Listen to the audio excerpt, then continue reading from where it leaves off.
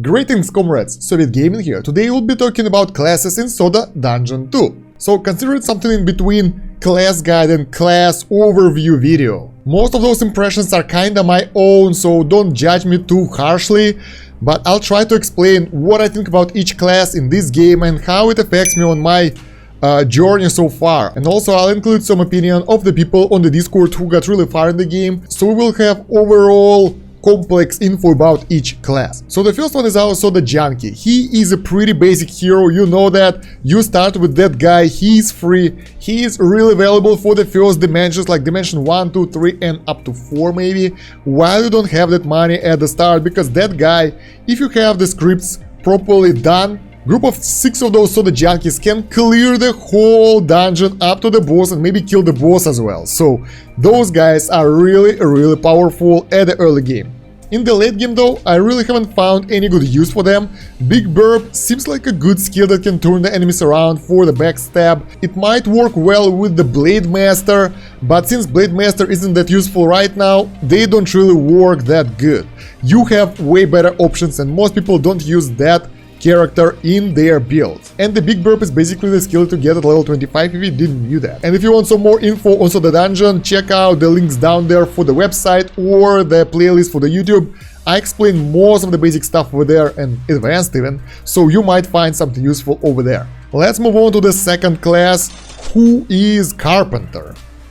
Carpenter, in my opinion, well, right now, specifically at my stage of the game, one of the best classes, the best class overall. My progression team right now includes 4 Carpenters, they're not supposed to be placed like that. My progression team right now includes 4 Carpenters, Nurse and a Thief, and those guys just one-shot everything and they are really good. So with 4 Carpenters you can basically one-shot each enemy and after that you gotta invest a little bit in those guys, in their class relic, and they will become even more powerful. So as long as you're not being one-shotted by backstabbing enemies, those guys are really good for your progression. Even though I know this is not the best team, I'm pretty sure about that.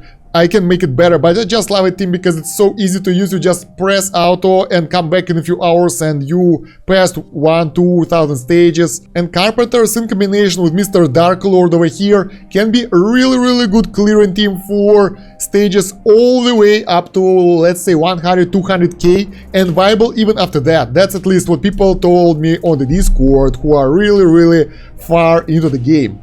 So they are viable end game team. And those guys really worth investing your time in them. They might not seem like a good option at the very beginning, but once you get 4 times attack buff, I think it's on dimension 6, you get the quest, you finish it and nailed it, becomes so much more powerful, and after that you don't need anything else. That skill will decimate everyone. So yeah, just pump the attack as high as possible and enjoy the show, enjoy the massacre where those guys destroy everyone. Next one is Miner.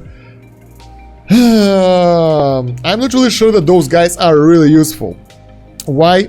They are really nice, I love them. I used to try to run 1 miner in my team to get the extra ore at the really early dimensions, but in reality, ore isn't that great because, well, what do you do with the ore? What do you use it for? Maybe the platinum armor might be a good option.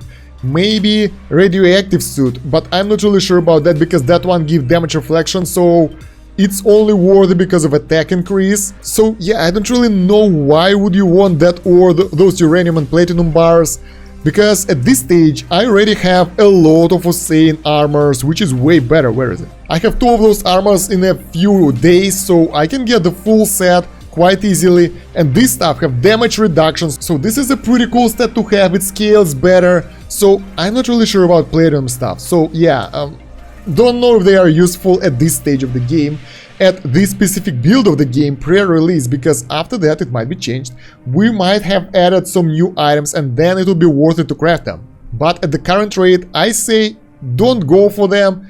When you will need Miner, you will understand that, because you can plow all the way to, let's say, level 50k without any specific craftable gear, right? So it's not really necessary. Moreover, all the items that you can craft also require specific reagents that are only dropped, like for example that obsidian. You can't really mine it somewhere, it's only dropped by enemies. So yeah, I think They might be useful later on, but right now, for all the people who are watching this video, most likely, they are pretty much worthless, so don't waste your time. Next one is Nurse. As you can see, she's level 50. That means only one thing: she is pretty useful. At the early stages of the game, you want to have one nurse with the team heal, with the group heal over here. She will keep your guys alive for quite a while. Really good team. After that, when you are late into the game, you want to have two nurses because the enemies hit pretty hard and you want to use the first aid only. So yeah, you want two of them so they can heal each other as well. And I think at my stage of the game I can't even go without one because I'll be only damaged during the ambushes, and I should be okay without one, but I don't want to risk it, so I'm taking one with me at all times. So yeah, Nurse is one of the main characters that you want to level up. So for now we have Carpenter and a Nurse. Mystic. Almost level 50, by the way, that is nice. Mystic is really useful in the early game. Right now, where I am at like 10k Warriors Dimension, she is not that useful anymore. Why? Because you are using that recharge skill all the time. Like, her main role is to recharge your guys, so everyone will have a lot of mana and they won't run out ever. When you get the class relic, when you level up your mana relic, your mana pool is getting bigger, and then you use the fairies to refill the mana.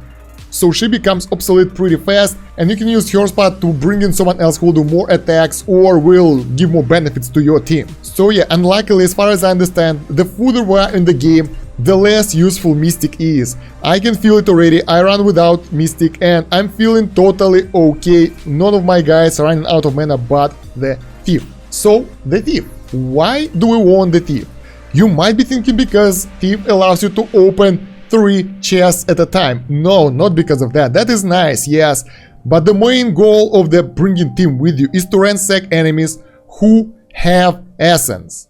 That way you can double your essence gain from all the runs, and it's extremely useful. So she's level 50 for me, she have her class relic, she have a lot of health, mana, stamina, whatsoever. So she's pretty powerful, she doesn't die that easily. As far as I know, Thief is pretty much essential part of any team, so make sure that you work on her early on, so you won't have to kinda pull her when you got to the late level. Huntress. You can already guess that by level 24, that means she isn't that useful right now. Let's actually open her in the tavern, we will see more stuff about her. So, the idea was pretty cool. When I first saw her, I still have no idea how Soul Bond works. Is it getting the damage boost only for the Huntresses or for the whole team? But when I learned that that skill, for like 57 kills, giving only 1.14 damage, which is like nothing, that's totally useless, I was like, nope, thank you. If it would be multiplier though, if it would be multiplier, I think the developer said that he is planning to change Huntress later on for the percentage, and if that will be multiplier for the whole team, then there is a default way to bring her with you because she is really good. In that case, she will be really good. Why? Well, other than the damage buff that she might give, right now it's totally worthless. Her most important skill is Leader, high chance of avoiding bad dungeon portals. That means that each portal you take have 80% chance to be successful. By default, without the Hunter, the chance is 20%, so when you go to that exclamation mark, so when you go to that question mark portal, most likely with 80% chance you will get poisoned or something bad will happen with you, and with the Hunter, most likely you will get either a warp or something cool, and there is a higher chance to get the fairy early on. So that's pretty nice. Moreover, her mark skill, which is going at level 25, she isn't that high for me, should be pretty useful for the bosses, but then again, since our bosses in the Warrior Dimension are janitors and they are not really that OP, ambushes are way more dangerous. Not that useful right now. I heard that the stuff will be changed, that janitors will be scaled, then we'll talk about that. Right now, it doesn't really worth it as well. Next one is Dark Mage. I know there is a thing going on between Dark Mage's fans and Carpenter's fans. I'm the Carpenter fan, so Dark Mage isn't that high for me, but I know that she's a viable option even from the beginning. It's really hard to pull it off. People say that you need a lot of specific gear pieces for her to make her viable. I didn't manage to, because all my relics, take a look, all my relics are suited towards physical damage, so my magical relics are really low, so I don't really bother with that. I heard that she shines in the late game because, first of all, she allows you to farm faster. By the way, by late game I mean like 200k plus levels.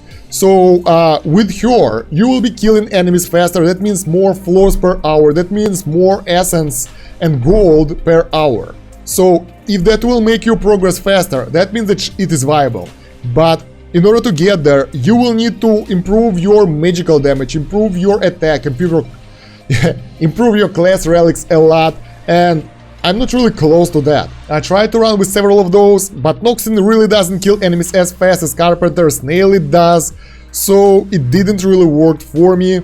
If it works for you, let me know in the comments which is your current build, which is your current magic relic and the class relics, and how do you like it, because I know some people who start with the dark mages from the start and never change to Carpenters, and they are really happy, so I'm like, why I can do it? I don't know. So yeah, those guys are really nice. You can equip them with the laser gem for additional single target damage or with the skull blade, and they will be quite a viable option for you if you have enough mana. But I prefer to go simple with the Carpenters, like physical power is the best, no need for magics. But yeah, I totally respect people who love those guys, so we're all friends here, right? Alright, next one is a BladeMaster. I really wanted to go with this guy because he looks pretty dope, right? Dual wielding, all that stuff. But at the current state, again, he doesn't really work that well. First of all, his skills put him on a cooldown for one turn. That means if all of your BladeMaster, if you have like 3 or 4 of them, will use their skills, in the next turn they will skip a turn, then enemies will attack you. So why, if you have Carpenters that can do it better, right? So overall, didn't really work well. Moreover, his level 25 skill is stun, which also have that cooldown. So it's really hard to program it properly with the scripts, so he would be useful. As you can see, he is level 1 for me, so I never ever use that guy. I know one thing, his double strike, physical, can strike target twice and it can crit because it's not a skill, it's actual double attack with 2 swords. It have a chance to have insane amount of damage for one attack, but reliability of that stuff is really low. So it have to be backstab, it have to be crit from both weapons, blah blah blah. Then again, he will skip the turn, and what will you do when he's skipping the turn? I don't know. I wanna find some options to use him, I wanna find some builds, but so far I'm out of luck, I haven't heard about that. So yeah, at the current state he is pretty much useless, don't waste your time, don't bother with him. And the last one, Mr. Dark Lord. Pretty cool guy, his damage output is insane even at my stage, and I know that he will be even stronger when we'll get him a class relic. Yeah, it's taking a while though, since you can take only one Dark Lord with you, it's taking a while, but when you can do that, man, that guy will plow through everything. He goes first all the time. I'm not sure about the ambushes, maybe on the ambushes he will be attacked first, but yeah, the fact that his AoE damage Shadow Slicer dealing insane amount of damage. Right now, my Carpenters do about 6k damage and this Shadow Slicer doing about 2k, which is really nice. Actually, let's give it a try. Go away, nurse, we need you. We are doing testing here. So yeah, my Nail It does 6.4k damage, while the Shadow Slicer, boom, 2k. So it's about, what, 30%, 33% of my overall one strike attack from the Carpenter. Just imagine how far this guy can push you.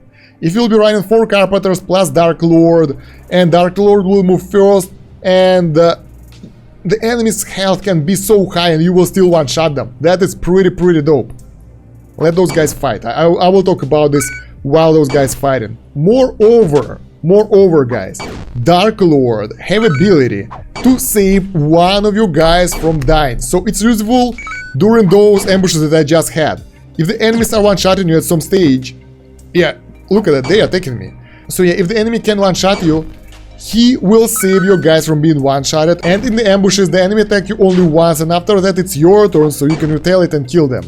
Pretty simple. Alright, I changed my mind, I'll exit the dungeon because I can kill them one shot, so there's no point staying here right now. So yeah, potentially Dark Lord, when he's level 2, level 50, with his class relics, will just decimate everyone because his scaling is way higher than your everyone else, basically. So he will scale more than everyone else with a physical attack, and you will get more benefits for each attack point. So yeah, he's must have, and when you guys are leveling your characters to get the character relic, make sure to include this guy with your team, full of those triangle gems, so he will get closer to that level 50. That's really important. And I've heard there is one more class who is hidden right now. He's called the Dinner Boy or something like that. Never encountered him, so I have no idea. And let's keep him for the future. Let's keep him for the future, guys. It will be interesting to see something new. So yeah, guys, moreover, one last tip for you. If you want your classes to be really efficient, you want to equip them with the proper scripts, right? To get the right script, you gotta create them. Most of you did that already, but if you didn't, you can create more than 10 soda scripts, by the way. But if you didn't, make sure that you watch the video about the soda scripts. Down there is a link to the playlist, Soda Dungeon Guides, and over there you'll find 2 of those, one for the early game, one for the Warriors Dimension, and those will help you to progress so much faster. Please don't miss that. Also, there is a guide on that on the website as well, so you will find it if you want to. And yeah, guys, I think that's about it. There are no more classes to discuss, and I hope you liked this video. If you liked it, let me know in the comments. If you didn't like it, let me know what you didn't like, so I'll try to make the next one better for you. While you go in there, make sure to like this video, subscribe to this channel, make sure that you hit that bell button to see all the new videos. The notifications are really important in YouTube, otherwise you might miss stuff. That's quite easy. Also check the link down there and in the description for the playlist for Soda Dungeon 2 or the website with the guides. You can find anything you want over there. And there is a Twitch out there. You would like to follow me there. I'm playing pretty cool games, you'll love it. And also we have a Discord there. We are growing really fast and we want you to be there with us, so we can talk to each other in the real time. Oh yeah, and I totally forgot about the social media. It's over here. Follow it as well. And yeah, thank you very much for watching, guys. That's about it for now. Soviet out. До свидания.